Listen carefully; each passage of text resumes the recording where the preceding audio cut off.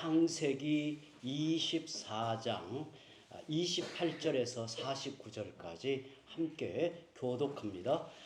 소녀가 달려가서 이 일을 어머니 집에 알렸더니 리브가에게 오라버니가 있어 그의 이름은 라반이라. 그가 우물로 달려가 그 사람에게 이르러 그의 누이의 코골이와 그 손의 손목구리를 보고 또 그의 누이 리브가가 그 사람이 자기에게 이같이 말하더라 함을 듣고 그 사람에게 나아감이라. 그때 그가 우물가 낙타 곁에 서 있더라.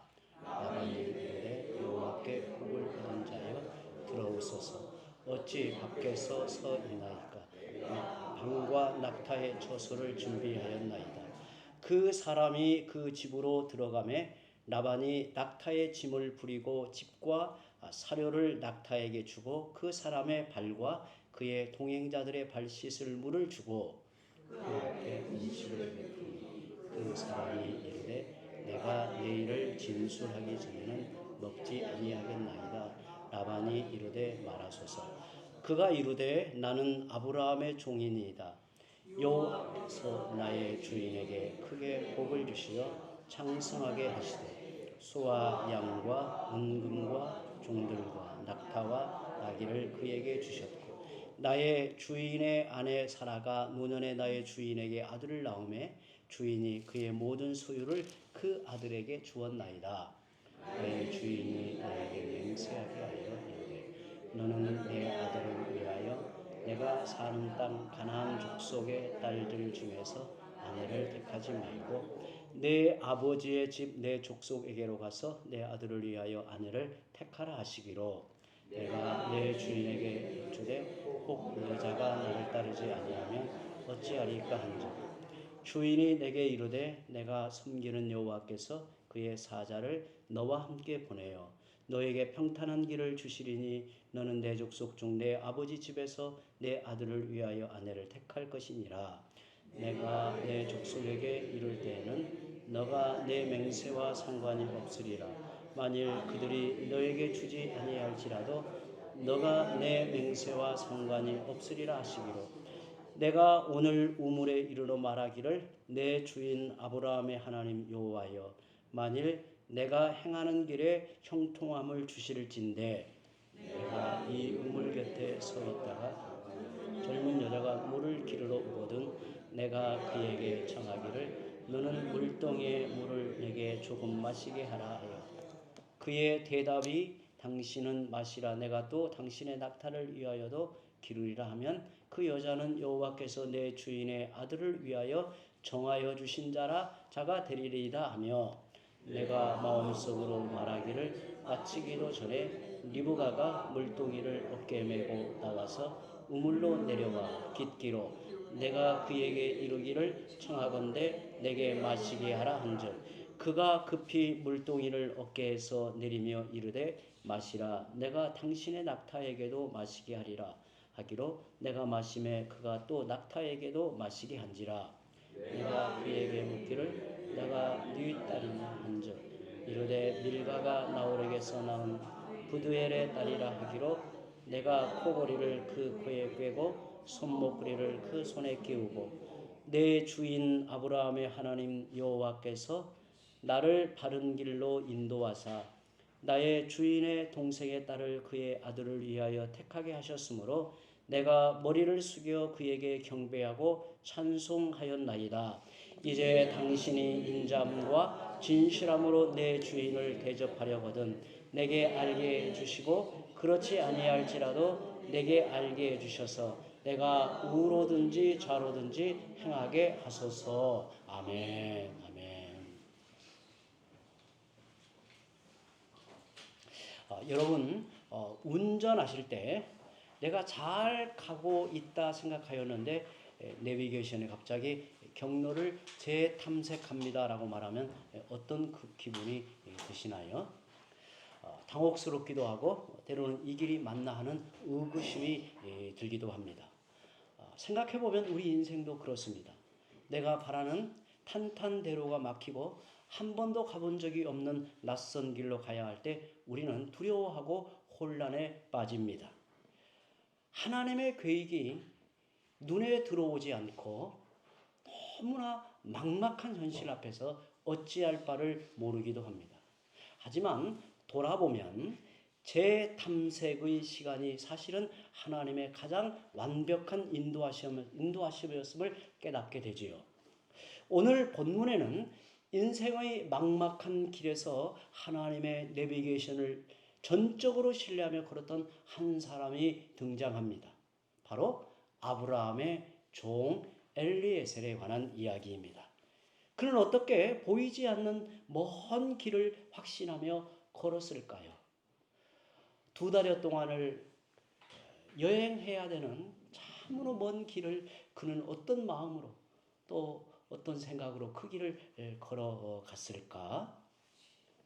아브라함의 종을 보면 하나님의 인도하심을 확신하고 그 길의 선자가 마땅히 해야 할 일이 무엇인가를 알 수 있습니다. 그것은 바로 기도입니다. 하나님의 인도하심을 믿는 사람은 반드시 기도할 수밖에 없지요. 아브라함의 종은 먼 길을 떠나서 드디어 밧단 아람에 도착합니다. 낯선 환경은 무엇부터 시작해야 할지 모르는 막막함을 주기 마련입니다. 어디에 가서 누구를 만나야 할지, 이제 이삭의 신부감을 구하러 먼 길을 지나 밧단 아람에 도착하였는데 어디에 가서 누구를 만나야 할지, 어떻게 하나님의 예비하신 자를 만나야 할지 얼마나 막막했겠어요. 그때 엘리에셀은 하나님께 은혜를 구하며 기도합니다. 그는 하나님이 여기까지 인도하셨고 또한 그가 받은 사명이 있었기에 기도하기 시작합니다. 하나님이 나의 걸음을 이끌어 오셨고 내게는 하나님이 주신 사명이 있다는 이 사실로 하나님을 바라보고 기도하기 시작합니다. 자기를 인도하신 하나님을 의지하며 예비하심을 바란 겁니다. 우물가에 앉아서 인도하심을 구하고 있습니다. 늙은 종 엘리에셀이 우물가에 앉아서 하늘의 하나님을 바라보고 은혜를 구합니다. 내게 맡겨주신 이 사명을 하나님께서 예비하신 자를 만나도록 기도하고 있는 거죠. 요즘 막막한 현실 앞에 놓여 있는 분 있습니까? 넘어서야 할 어려운 상황이 눈앞에 놓여 있습니까? 그때가 바로 기도할 때임을 아시기 바랍니다. 잠잠히 우리 자신을 하나님 앞에 세우고 하나님의 인도하심을 받을 때입니다. 물론 하나님은 기도해야 응답하시고 기도하지 않으면 돕지 않으시는 분은 아닙니다. 우리의 필요를 먼저 아시고 때로는 채워주고 우리의 걸음을 이끌어 가시지요. 우리가 연약하여 잘못 구한다 해도 하나님의 뜻은 선히 이루어 가십니다. 그런데도 왜 기도를 꼭 해야만 하는가 생각할 수도 있겠지만 하나님의 인도와 기도는 밀접하게 연결되어 있어요. 연관되어 있어요. 이게 신비로움이에요. 여러분, 기도에 신비로움이 있어요. 하나님이 우리의 걸음을 인도하실 때 하나님께서는 자기 백성의 기도를 들으시고 그 기도를 통해서 역사하시고 기도 가운데 하나님의 선한 뜻을 드러내신단 말이죠. 매일의 삶에서 기도하고 하나님을 의지할 때 우리 앞에 펼쳐지는 일이 우연의 일치인지 하나님의 인도와 응답인지 분별하게 됩니다. 기도를 통해 하나님을 깨닫고 확신하게 되는 겁니다. 우리가 서 있는 길이 인도하심을 향해 걷고 있는지 분별하게 되지요. 기도는 내가 갈 길을 정하는 것이 아니라 이미 예비하신 하나님의 길을 신뢰하겠다는 항복의 선언입니다. 하나님께 전적으로 자기를 맡기고 은혜를 구하면서 그 걸음에 서 있는 것을 하나님 앞에 이렇게 믿음으로 표현하는 거예요. 기도와 하나님을 의뢰함 없이 살아가는 삶은 어떤 생각을 하냐면 우연이라고 착각을 해요. 우연히 그려했겠지라고 생각을 합니다. 저도 이렇게 지난 걸음을 가만히 생각해 보면 때로는 하나님이 기도하게 하시고 기도를 집중하여 기도하도록 만들기도 하고 또 기도 속에서 하나님의 뜻이 무엇인가를 분간하기도 하고 때로는 기도하면서 내가 원했던, 내가 계획했던 길을 포기하게도 만들고 하나님의 그 거대한 손, 하나님의 인도하심의 비밀을 붙들고 의지하고 그 걸음 앞에 서게 되는 거죠. 기도하지 않으면 사람들이 이런 생각을 합니다. 내가 열심히 노력한 결과로 얻은 것이다 라고 생각해요. 그러나 매 순간 하나님의 인도하심을 바라고 기도하는 사람은 내가 살아가는 삶이 전적인 하나님의 은혜이고 역사임을 깨닫습니다. 주님이 예비하고 인도하셨음을 고백합니다. 하나님의 인도하심을 확신한 것과 기도는 뗄 수 없는 관계입니다. 또한 기도는 어떤 유익을 주는가? 신령한 능력을 힘있게 해요. 신령한 능력을 받게 합니다. 기도하고 확신하면 어려운 난관을 이겨내고 감당할 수 있는 힘이 생깁니다. 우리는 기도하면 하나님께서 우리에게 신령한 힘을 주신다 하니까 어떤 물리적 힘을 주신다고 생각할지 모르겠지만 하나님이 우리에게 신령한 힘을 주신다 할 때는 어떤 난관 앞에서 지혜롭게 그 길을 찾아가게 하고 때로는 감당할 수 있는 힘을 때로는 견디고 이겨내게 하시는 그 신령한 힘을 주시는 거예요. 아브라함의 종은 막막한 순간에 기도했을 것입니다. 기도할 때 하나님이 예비하신 사람을 마주하게 돼요. 하나님의 인도하심을 확신하고 다음 단계로 나아가는 힘과 용기를 얻습니다. 저는 기도에 관한 관심도 많았고 또 기도에 관한 설교도 참 많이 하였고 또 기도에 관한 책을 참 많이 읽게 되었습니다. 기도가 뭘까? 왜 하나님은 우리에게 기도하라고 하실까?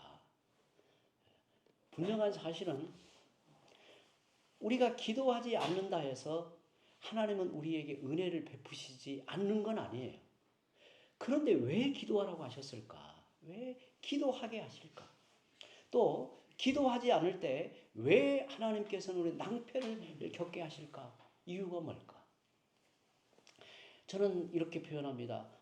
신비라고 생각해요. 신비. 요즘에 저는 소요의 문답 우리 성도들과 함께 공부하면서 제가 몇 권의 책을 집중해서 읽고 있습니다.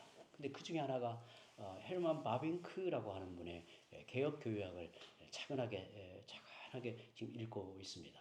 그런데 엊그제 읽은 것 중에 죄에 관한 이제 부분을 읽는데 아주 인상 깊은 내용이 뭐였냐면 이런 거였어요. 죄는 신비이다라고 해서 신비. 왜 이렇게 표현했을까? 죄 가운데에서도 하나님께서 자기 백성을 다스리시는 거예요. 때로는 허용하여 고통을 겪게 하여 하나님을 향해 더듬어 나아가기도 하고 또 그 깊은 영혼을 고뇌하여 하나님의 아니면 살아갈 수 없는 연약함을 고백하기도 하고 그래서 성화하여 그리스도의 장성한 분량에 이끌어가게 하신단 말이죠. 은혜 안에 있는 자에게. 그런데 생각해보면 저는 기도는 더 비할 수 없는 신비의 영역이라고 생각해요. 그래서 기도는 몇 마디로 기도는 이러한 것이다라고 설명하기가 어려워요. 기도는 분명히 이론이 있고 또 성경에 가르치는 지식이 있는데 기도는 또한 그 각자가 하나님과의 관계 속에서 비밀한 은혜를 누리는 그 영역 속에서 기도를 알아가야 돼요. 아브라함의 종은 우물가를 떠나서 이제 우물가에서 리브가를 만났죠. 그리고 리브가의 집으로 향합니다.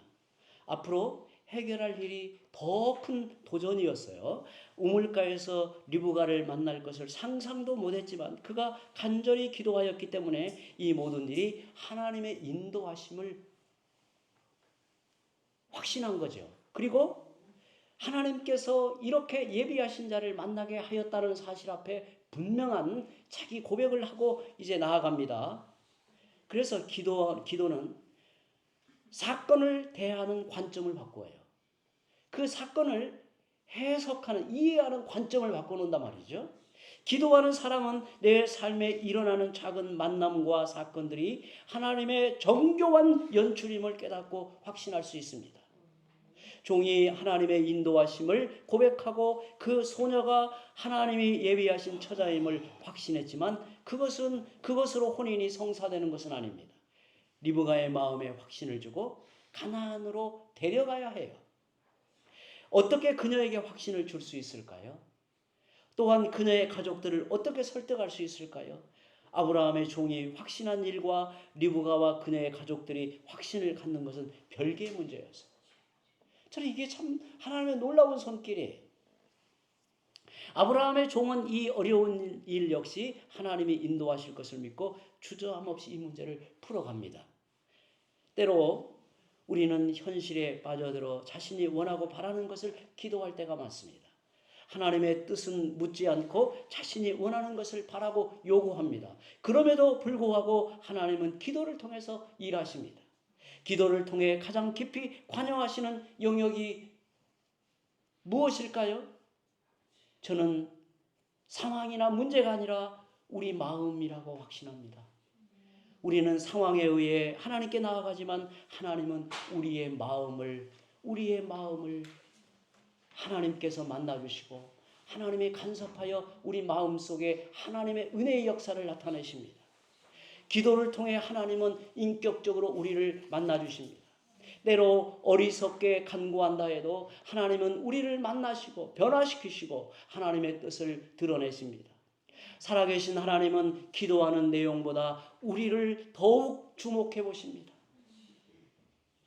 이게 놀라운 기도의 은혜입니다. 우리는 기도라고 하는 은혜의 수단을 통해서 하나님께 나아가지만 우리의 관심, 우리의 매달리는 이 신음하는 고통은 문제 속에 있지만 하나님은 그 문제 위에 우리의 마음을 향해 다가와 그분을 우리에게 나타내십니다. 하나님이 내게 어떠한 분인가를 기도 속에서 어떤 문제와 상황 속에서 그 하나님을 우리에게 나타내신단 말이죠. 살아계신 하나님은 기도하는 내용보다 우리를 더욱 주목해 보십니다. 더 이상 미적되지 말고 언제 어디서나 두려워 말고 하나님께 은혜를 구하십시오.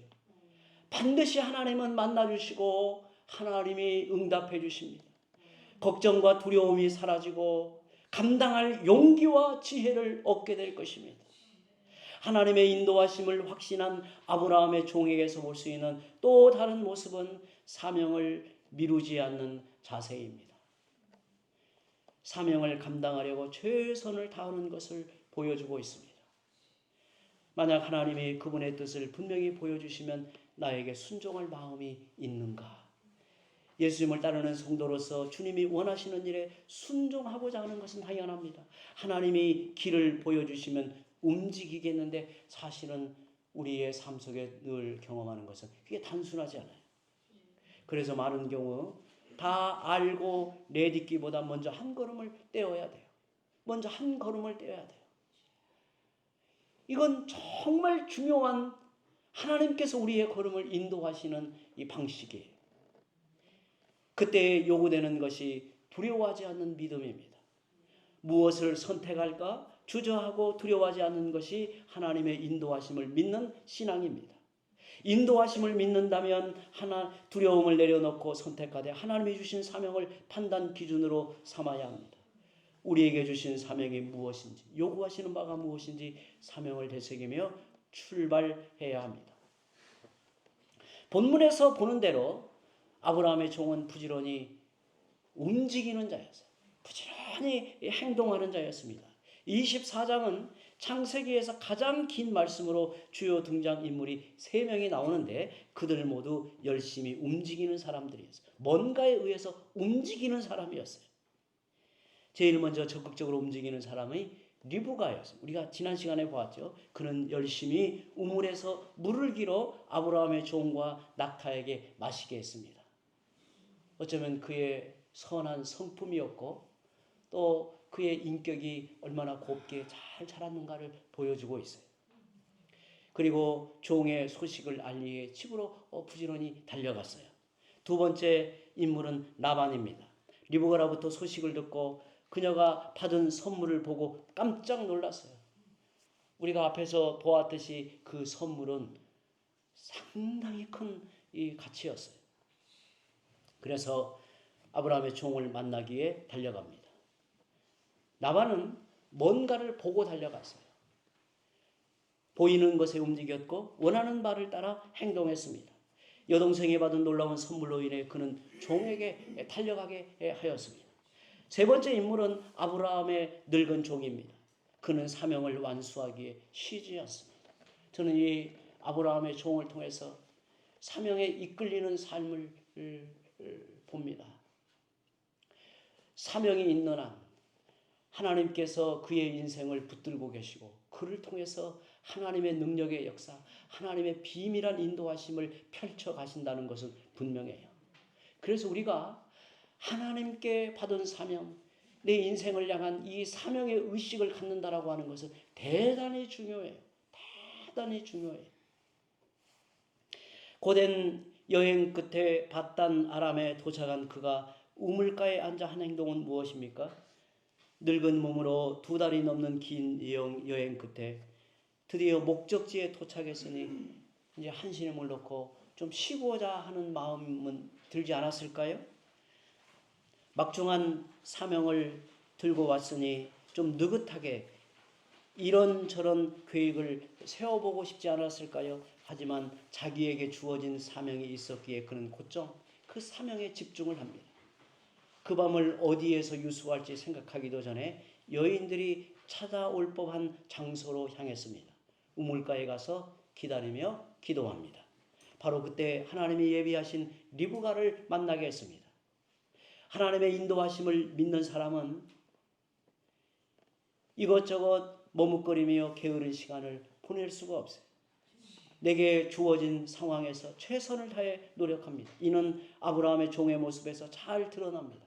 라반의 집에 그가 이르러 저녁 식사 앞에서 그의 하는 말을 들어보면 좀 이해하지 않을 정도예요.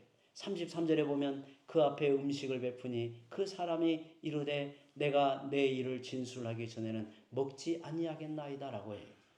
라반이 집으로 초대해 저녁 식사를 준비하였는데 종은 자신이 그곳에 온 이유, 즉 사명 수행할 마음을 늦추지 않았어요. 석양 무렵에 우물가에서 리브가를 만났고 그 집까지 올 동안 이미 상당한 시간이 흘렀습니다.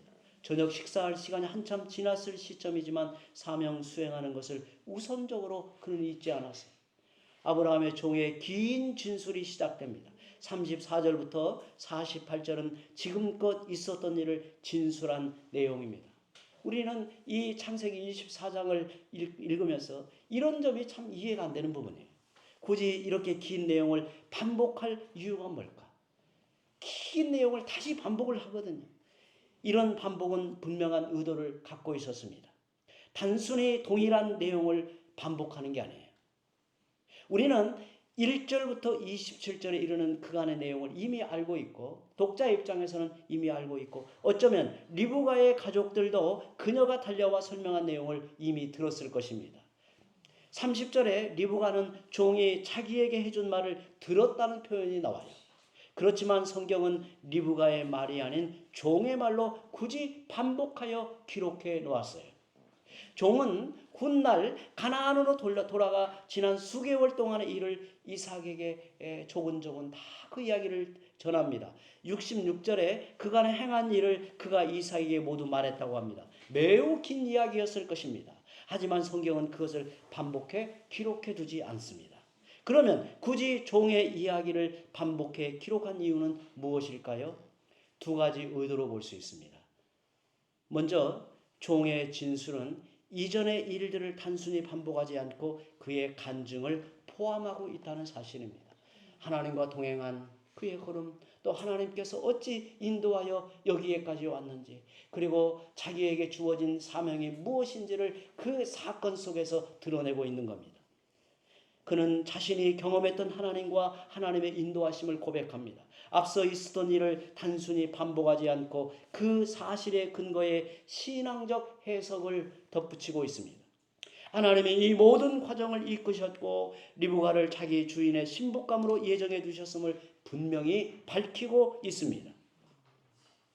설명이 아니라, 단순한 설명이 아니라 실은 자신의 신앙 간증이며 리브가의 가족들을 향한 강한 설득으로 이 말을 전하고 있는 거예요. 다음으로 외형적인 뉘앙스에도 반복의 이유가 있습니다. 종의 긴 진술은 그가 자신의 사명을 이행하는 일에 얼마나 성실했는가를 보여주고 있습니다. 얼마나 성실했는가. 저는 아브라함의 종 엘리에셀의 그 살아가는 모습이 사명에 붙들린 삶으로 보여집니다. 노년에 그의 인생이 쇠약해지고 때로는 인생의 무력함 앞에 주저앉고 싶을지도 모르겠지만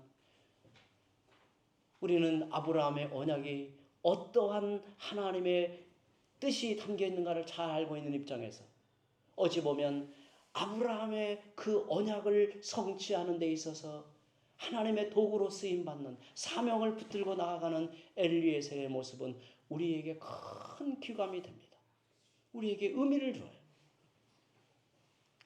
그는 식사하는 것보다 이 사명을 감당하는 데 집중하여 자기에게 맡겨진 심부름에 끝까지 책임감을 다합니다. 그 모습은 다음 날 아침에도 변함이 없었어요.